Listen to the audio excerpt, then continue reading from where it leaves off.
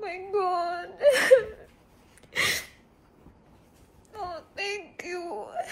Wildest dreams indeed. Kaya gano'n na lang ka-emotional si Kapuso Primetime Princess Barbie Fortesa nang matanggap ang regalo ng kaibigang si Rain Matienzo na Eras Tour merch ni Taylor Swift. It's nice to have a friend like Rain na di raw malilimutan si Barbie na certified Swiftie. Kaya may gift na shirt at friendship bracelet fresh from Melbourne, Australia. Si Rain pangaraw ang gumawa ng isa sa mga friendship bracelets na may name ni Barbie.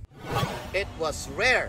He was there. Pambansang Ginoo David Licauco will surely remember it all too well. Na in-enjoy rin ngayon ang concert ni Tay-Tay sa Australia. Habang nasa bakasyon, tuloy-tuloy naman ang taping ng kanilang co-stars sa GMA Prime Family Drama Series na Pulang Araw. Bukod sa pag-aaral ng mga nakagawian noong panahon ng mga Hapon, mahalagang aspeto rin ang pakikipag-usap nila sa mga nakatatandang nabuhay noong panahon na yun.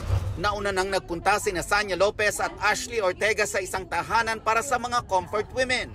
Ngayon naman, sina Epi Quezon at Micoy Morales ay nakibonding sa mga World War II veterans. Yung mga kwento sa amin ni Kuya Oscar ay magiging in a way magiging jumping ground or playground ng mga writers para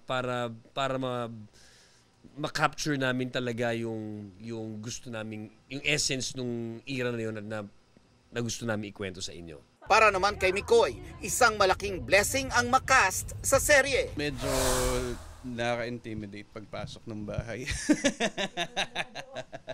Medyo, kasi the fact na parang, di ba nakikita mo lang sa mga documentaries, nakita mo lang sa mga films, sa mga kwento, sa mga libro, pero to have someone actually tell you up front how it was to live then, it's something else. I think it's one of the things na hindi mo makukuha anywhere else. Hindi lang daw isang malaking proyekto ng Kapuso Network ang Pulang Araw. Isa rin itong mahalagang dagdag kaalaman para sa maraming Pilipino. Nelson Canlas, updated sa Showbiz Happenings.